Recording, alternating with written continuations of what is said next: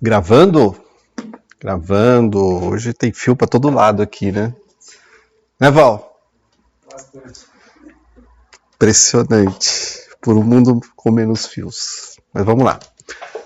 Chegamos no final da nossa série falando a respeito de formação ministerial, lideranças, e tudo mais, né? Foi uma série onde a gente teve a oportunidade de falar a respeito do papel da liderança dentro da igreja. Lembrem que nós falamos que a base é sempre o amor. Né? Não é a instituição, não é a hierarquia, porque essas coisas elas são humanas. O que é espiritual mesmo é a obra de Deus. A obra de Deus é uma obra espiritual. Feita com pessoas. Pessoas não são perfeitas, não é verdade? Enquanto estivermos nesta realidade, nunca seremos. Pessoas não são boas, né? Porque como o próprio Jesus disse, bom é só um, que é o Pai. Né? Isso significa que nós temos as nossas deformações, mas o mais importante é a gente sempre andar em conformidade com a vontade de Deus, assumir que nós não somos perfeitos, que nós não somos bons, mas sempre buscar melhorar. Porque é fácil dizer assim, eu não sou bom, não sou perfeito, então continuo do jeito que está e está tudo certo. Não, né? Tem que melhorar. Um líder, uma pessoa constituída como liderança dentro da igreja, tem que ser um espelho de Cristo, tem que refletir Cristo e não a sua própria imagem, seus próprios objetivos, interesses, porque se for para fazer assim, né, a gente não está fazendo a obra do homem, não de Deus. Então, se for para a gente, né, brilhar, né, a gente ser o ator principal, digamos assim, dessa história, então Cristo não está sendo glorificado. Tá? Na sequência falamos sobre diáconos, né, a respeito dos diáconos, homens e mulheres constituídos para ajudar na organização da igreja, no serviço, né, tanto material quanto espiritual. E hoje terminamos, né, falando a respeito dos presbíteros, dos bispos e da liderança como um todo, mas eu tenho alguns versículos aqui para dividir com vocês. Então vamos lá, deixa eu só voltar para essa câmera aqui. Agora tem várias câmeras, Val, o que não falta aqui é câmera, né? Dois textos que estão aqui em Hebreus, tá? O livro de Hebreus é um livro que trata, né, de diferentes assuntos relacionados com a obra de Deus, com a igreja, né? E aqui já no finalzinho de Hebreus tem 2 versículos falando a respeito da liderança da igreja de uma forma geral, né? Então vamos ler esses 2 versículos, tá? Então, o primeiro diz o seguinte, tá? Hebreus capítulo 13, versículo 7. Deixa eu puxar para cá para facilitar, né? Olha só. Onde que está o mouse? Está aqui? Tá aí. Lembrem-se. Então, uma carta escrita para a igreja de uma forma geral. Não foi para uma igreja específica, né? Foi para a comunidade como um todo. Então, lembrem-se dos seus líderes, os quais pregaram a palavra de Deus a vocês. E considerando atentamente o fim da vida deles, imitem a fé que tiveram. Então, nesse primeiro texto, nós estamos vendo aqui na carta aos Hebreus, né, o autor incentivando a igreja, de uma forma geral, a lembrar dos líderes, né, não esquecer deles, não negligenciar o papel deles como líderes, né, da comunidade, né, porque eles pregam a palavra. Então você vê, né, que em muitos momentos uma conexão muito forte, sempre com a pregação e com o ensino. 2 elementos fundamentais para o fortalecimento da igreja, né? É pregar a palavra e ensinar Então são elementos que a gente vê os presbíteros bastante, né, os apóstolos, quando eles pediram para a comunidade, para a igreja, né, escolher os 7 que cuidariam das mesas, eles falam, olha, eles cuidam das mesas e nós vamos ficar dedicados à oração e à pregação da palavra. Então, importante a pregação da palavra, o ministério da palavra tá conectado muito com a liderança. Então a liderança prega, precisa realmente ministrar. O próximo versículo, que está no mesmo capítulo, que é o versículo de número 17, se nós continuarmos a leitura aqui, diz o seguinte: obedeçam aos seus líderes e sejam submissos a eles, pois zelam pela alma de vocês como quem deve prestar contas. Que eles possam fazer isso com alegria e não gemendo. Do contrário, isso não trará proveito nenhum para vocês. Esse versículo é um versículo bastante curioso, porque o autor ele incentiva, né, os membros da igreja, de uma forma geral, fazer o quê? Obedecer e ser submisso. Tá? Então, essa é a direção que a gente vê nesse versículo. Obedecer, ser submisso. Só que o versículo ele não termina aí, né? Certo, Rodrigo? Não termina, obedeçam, sejam submissos, ponto. Porque esse papel aqui é um papel de mão dupla. Para os líderes, é importante que eles zelem pela alma de vocês como quem deve prestar contas. Às vezes dá a sensação de que o texto está falando para a comunidade. Está falando para a comunidade, né? Para a igreja como um todo.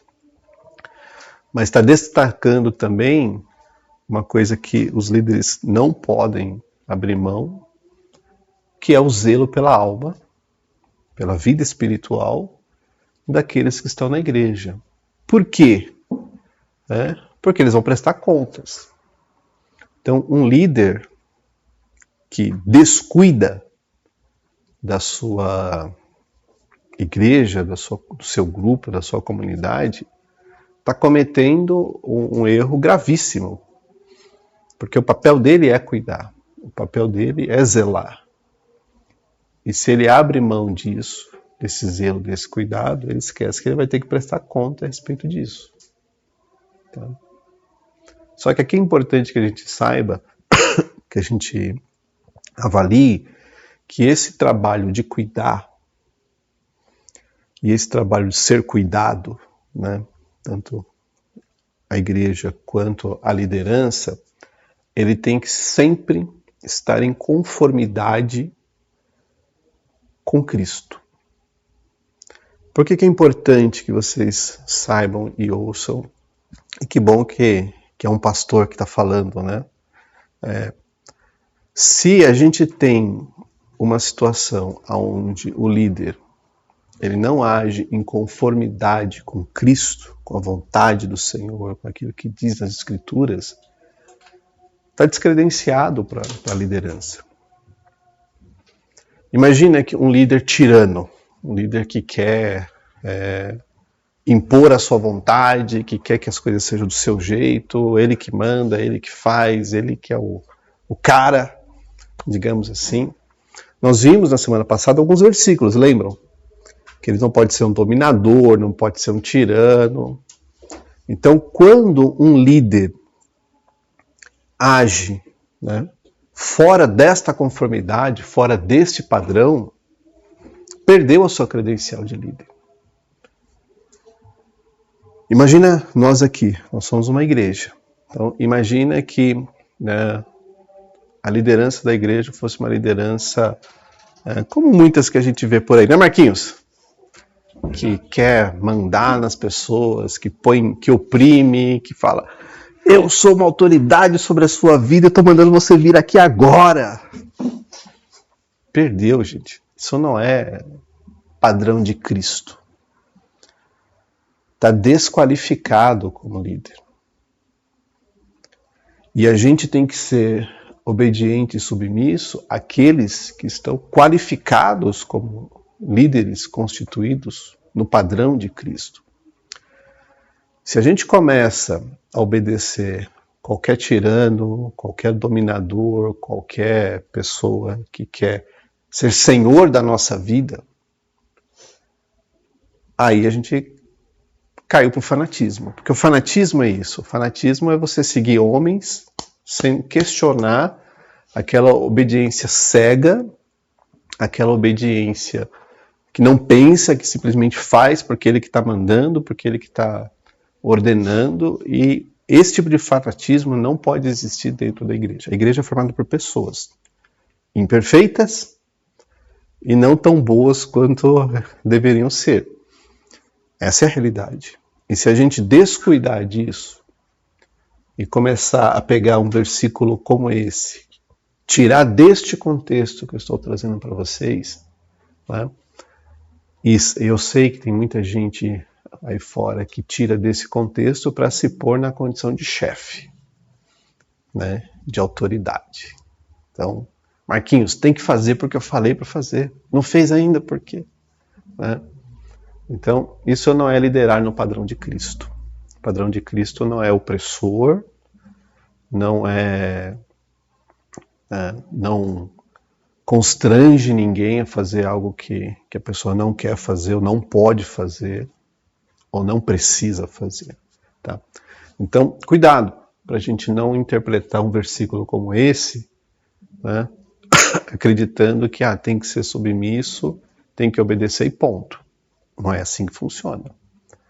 Porque a palavra de Deus é uma verdade conectada com diferentes partes. O que muito acontece é a pessoa pega um pedaço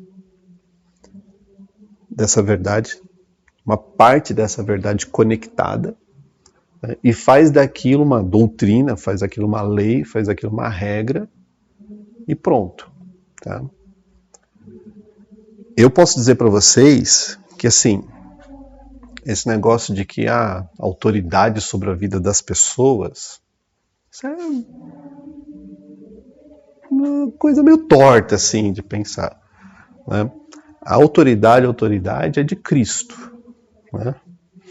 Ele falou, toda autoridade foi me dada no céu e na terra. E nós temos uma autoridade compartilhada por Ele.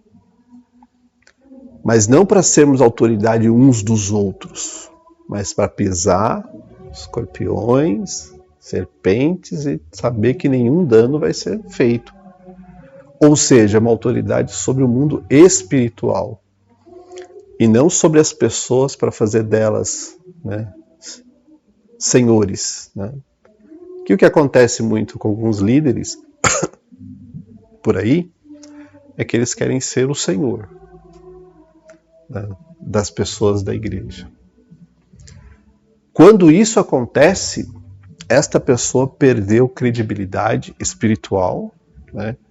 Não vou dizer credibilidade, perdeu a credencial que o Senhor concedeu para nós. Porque a gente trabalha nesse regime de concessão. Não somos nada, não somos bons em nada, não somos capazes de nada, não somos excelentes em nada. Se não é o Espírito Santo agindo na nossa vida, Deus com a sua graça e a sua misericórdia, né, trabalhando em nós, mesmo com as nossas limitações, fraquezas, informações, isso aqui ia ser um caos, não é verdade? Só dá certo porque Ele está no controle, né, Pastor Paulinho? Dia que a gente tirar o controle dele e falar assim, agora eu que tenho o controle. Acabou. Por isso, gente, aqui na nossa comunidade, tem muita gente que não entende, mas o que eu vou falar é fato.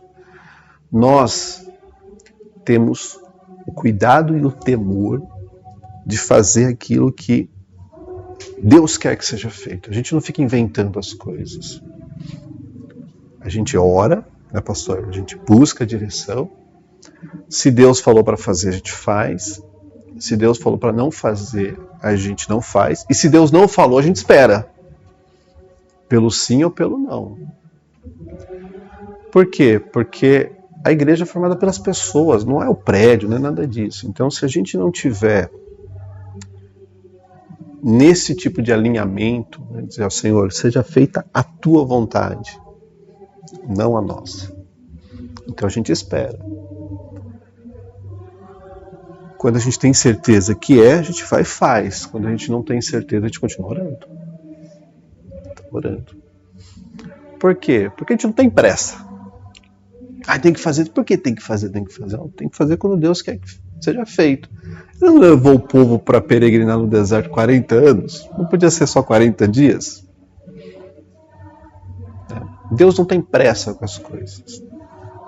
Ele faz no tempo certo, no tempo que ele determina. Tá? E todo líder que quer ser senhor está tirando o senhor dos senhores do lugar dele para querer ocupar. E a gente sabe, né, que o último que tentou fazer isso caiu, né, que ele queria colocar o trono dele acima do trono de Deus. Todo mundo sabe o que aconteceu com esse cidadão. Então não precisamos ir por esse caminho. Se um líder perde essa credencial, obedecer, ser submisso é fanatismo. E nós temos que ter essa maturidade de dizer, olha, estamos aqui, né? Se de repente, por algum motivo, sei lá, você mudou de cidade, mudou de estado, foi para outro lugar, tem que procurar uma outra igreja, estou dizendo, né? Mas leve isso com você, que nós estamos aqui e o único Senhor da nossa vida é Cristo. Amém? Continuando, Marquinhos. Opa, muitas telas. Eu trouxe para vocês alguns textos. Especificamente eu peguei de um livro do Bruce Shelley, chamado História do Cristianismo. Eu tenho esse livro em casa. Na verdade eu tenho ele digital, né? E eu queria acompanhar com vocês aqui esse texto. Vamos lá? Vamos ler junto? Que é um texto super importante da gente refletir. Historiador da igreja, historiador moderno, obviamente, né? Mas olha só, né? Ele falando aqui, ó. Val, obrigado. Obrigado, Deus abençoe. Aguinha aqui para... Olha só o que esse historiador diz. Após a virada do século, isso aqui é século I para o século II. Depois do ano 100, tá? Não é o século XX, né? Lá atrás, 2000 anos atrás. Após a virada do século, Inácio, pastor da igreja de Antioquia, escreveu uma série de cartas nas quais ele fala com naturalidade sobre a existência de um único bispo. Lembra que eu falei para vocês, né? As igrejas tinham um único bispo e tudo mais? Então, essa ideia começa aqui, ó. Na virada do século, né, os líderes da igreja começaram a dizer, não pode ter bispo para todo lado, tem que ter um só. Um único bispo, esse é o bispo que vai liderar a igreja, né? Um corpo de presbíteros e um grupo de diáconos. A graça de Deus e o poder do Espírito Santo ensina ele, fluem para o rebanho por meio desse ministério unificado. Então, o que esse historiador está contando aqui para nós? Que depois que os apóstolos morreram, os apóstolos e as testemunhas de Cristo, que viram Cristo ressurreto, que vivenciaram, né, tudo o que Cristo fez, quando eles morreram, virou o século e a igreja não tinha mais essa ligação com as primeiras testemunhas, aqueles que viram os fatos, que, como o apóstolo Pedro fala, né, testemunho dos fatos que entre nós, né, nós vimos a sua glória, a sua majestade. Ou como Lucas diz, né, eu tomei o cuidado de registrar tudo aquilo que aconteceu entre nós, para que você tivesse certeza. Falei com testemunhas que presenciaram. Essas pessoas tinham morrido. E na virada do século, a igreja começou a ter que enfrentar novos desafios, né? E esses novos desafios incluem exatamente o fato de que, olha, a gente tem que se organizar. Então, esse historiador capturou que, na virada desse século, um desses líderes da cidade de Antioquia é uma cidade importante, né, para a expansão do Evangelho, né? Foi em Antioquia que os seguidores de Cristo passaram a ser chamados de cristãos, né? Paulo teve seu ministério lá, então era uma igreja importante dentro do contexto do cristianismo, né? E aqui a gente percebe que começou então a ter uma adaptação na igreja onde tinha um bispo, um corpo de presbíteros e um grupo de diáconos, e essa era a liderança da igreja na virada do século, né? O bispo cuidava da igreja, os presbíteros, eles estavam ali para ensinar as escrituras, e os diáconos para fazer o trabalho de visitar, né, preparar a ceia, essas coisas todas, tá? Esse era o padrão, então, que começou no início do século II da história da igreja. O que tem aqui, né? Nessa época, não havia Novo Testamento, como a gente tem hoje. Então, tinham apenas os escritos dos apóstolos, né? Só que eles estavam descentralizados. O que isso quer dizer? Que cada lugar, né, uma pessoa tinha uma carta, o outro tinha outra, e aí eles tinham esse hábito de trocar. Você tem uma carta aí? Faz uma cópia para mim, para eu deixar aqui na minha igreja, e eu pego a minha, faço uma cópia e dou para você, e cada um fica com as suas cópias. Então, essa prática de copiar as escrituras, elas, né, ajudaram muito a criar, então, as doutrinas que a igreja tem, porque aí uma carta que estava de posse de uma igreja, copiando, podia circular para as outras igrejas saberem o que Pedro falou, Tiago, o apóstolo Paulo, João, os evangelhos e tudo mais, né?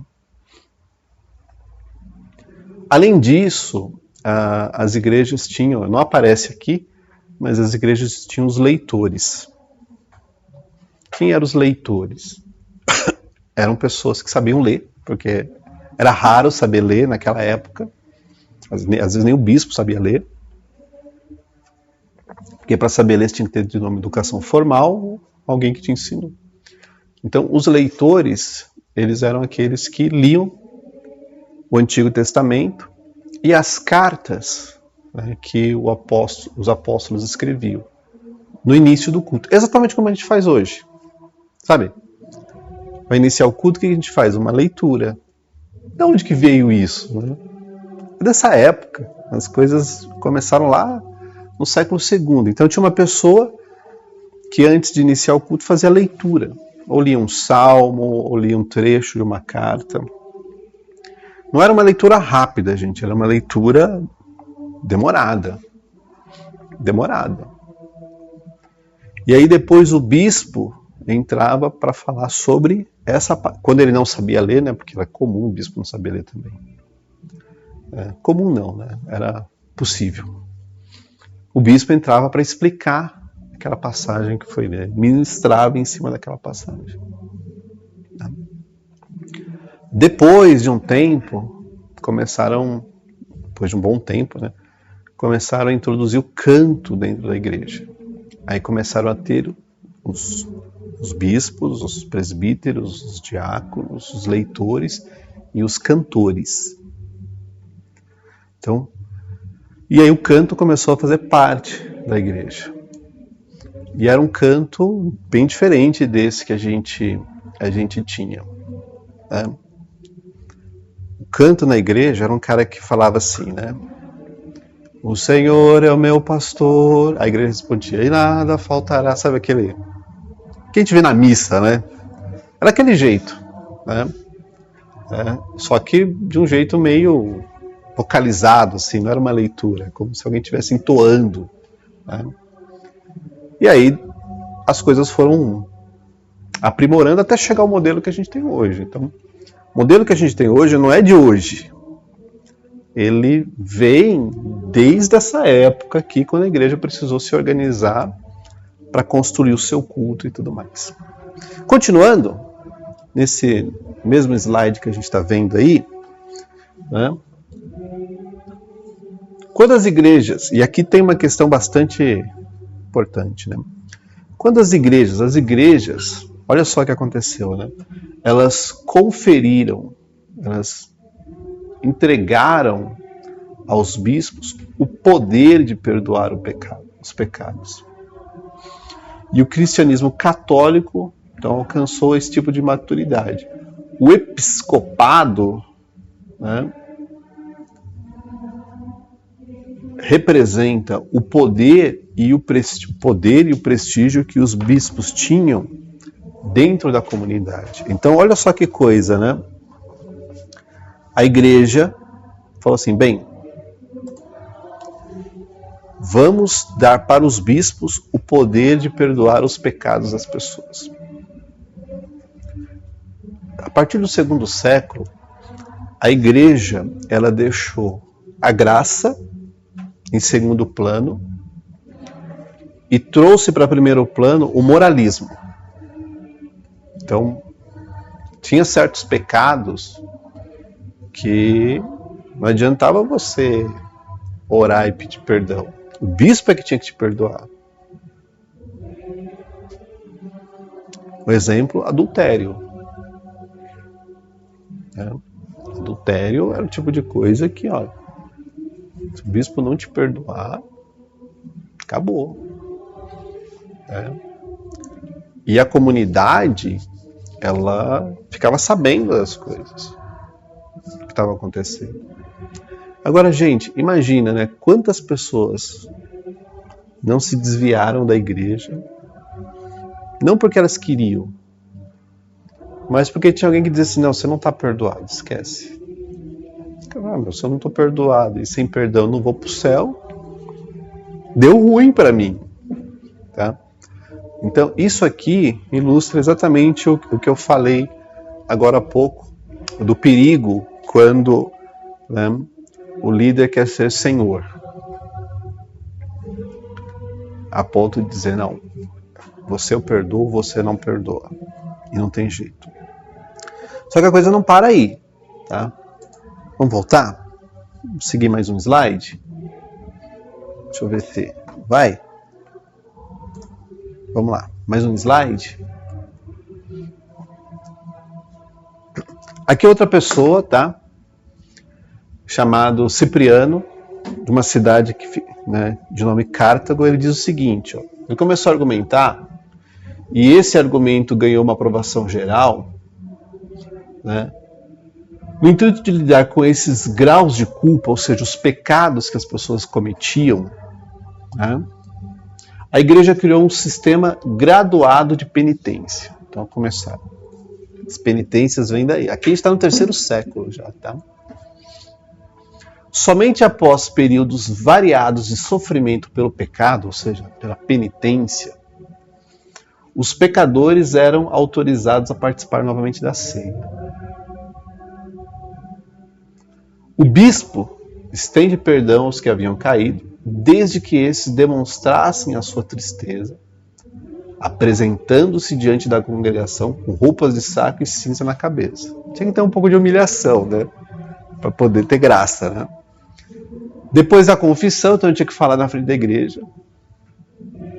E do ato de humildade, o bispo impunha as mãos sobre o penitente como símbolo de restauração, como símbolo da restauração à igreja. Então o que acontecia? Ela pecou, dependendo do pecado, tinha um grau de penitência. Tinha que fazer, sim, não era só pedir perdão, você tinha que fazer alguma coisa. E se não fizesse, não ia ter perdão.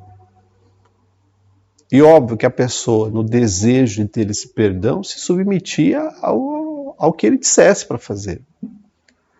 Se era se retalhar, tchá, tchá, tchá, tchá, tchá, para você poder sentir na pele, se era ficar sem comer, sem beber, sem dormir, sei lá, podia ter de tudo. A pessoa queria o perdão, então ela se submetia a isso. Tá?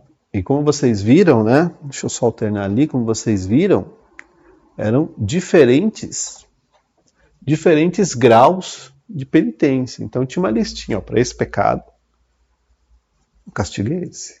Para esse pecado é outro. Não pode confundir, que é para a gente não... Né? Variados, né, períodos de sofrimento, né? Esses tinham que se apresentar, então imagina, né? Você tinha que... Passou o período? Passou. Vamos ver se a gente vai te restabelecer. Chega lá, vestido de saco, cinza na cabeça, fala para todo mundo saber o que você fez de ruim. Tá? E se, né, a gente perceber, né, que realmente você estava arrependido, aí o bispo autorizava você a voltar à comunhão da igreja e assim poder participar da ceia. Até hoje tem igreja que faz isso. Igreja evangélica, não é católica. Tem igreja evangélica que faz isso. Um grupo, normalmente de homens, né, que coloca a pessoa para confessar o seu pecado e para dizer, não, mas para esse pecado essa pessoa precisa ficar 1 mês de banco. Não, 1 mês é pouco. Tem que ser 2. Tem que ser 6. Tem igrejas evangélicas. A Terezinha está concordando porque ela sabe do que eu estou falando. Não precisa falar, Terezinha. Mas a gente sabe. Tem igrejas que são assim. Aí depois que passou o período, o cara volta. Né? E aí fala assim, está arrependido? Tá. Então, ó, na próxima ceia você já pode tomar. Né? Eu já passei por igrejas assim, então eu sei o que eu estou falando. Tá? Inclusive já passei por esses tribunais também. Vou ser bem honesto, né? Já passei por esses tribunais. Já ouvi umas histórias absurdas. Né? Gente, essas coisas não são inventadas, elas estão enraizadas na cultura da instituição. Agora eu pergunto, tem Cristo nisso aqui? Sejam bem sinceros, tem Cristo? Cristo deu esse poder para as pessoas serem juízas e juízes uns dos outros? Né? A Escritura não diz, né, não julgueis para não ser julgados, porque com a mesma medida que você medir, também você será medido. Mas quando o líder se acha Senhor, e quando ele vê que o que ele fala, ninguém critica, ninguém reclama, todo mundo baixa a cabeça e faz, a gente está conferindo, lembra do versículo, do texto anterior, né? Deixa eu ver se dá para voltar daqui. No texto anterior, o que estava dizendo ali, ó?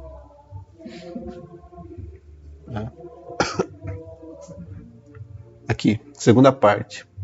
As igrejas conferiram, elas deram para essas pessoas um cheque em branco.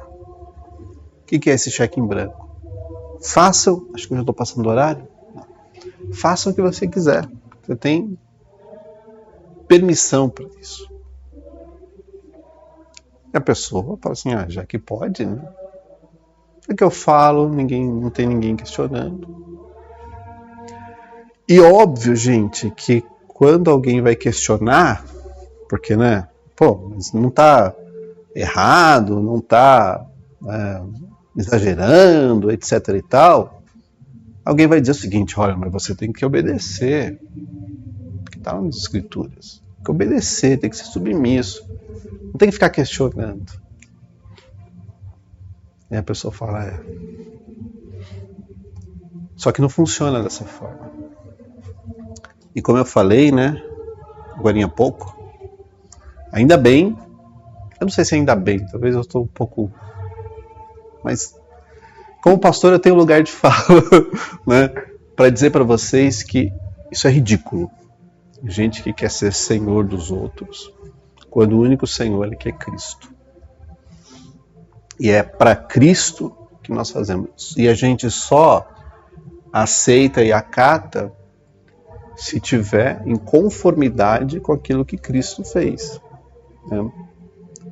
E é por isso que nós, pastores aqui da Arca, a gente tem muito temor de buscar do Senhor qual que é a direção, qual que é a vontade, qual que é o plano.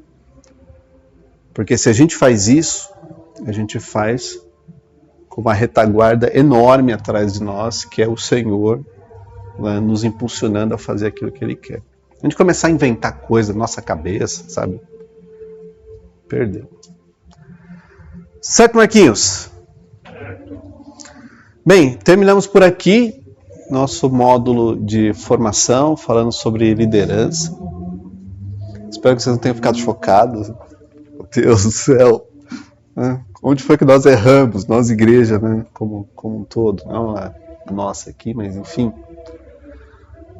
Na próxima semana a gente vai começar um ciclo novo de estudos, falando a respeito da Trindade. Gente, eu tinha planejado falar 4 aulas sobre Trindade, mas eu estou com material tão grande que eu acho que não vai dar 4 aulas. Talvez a gente tenha que fazer mais.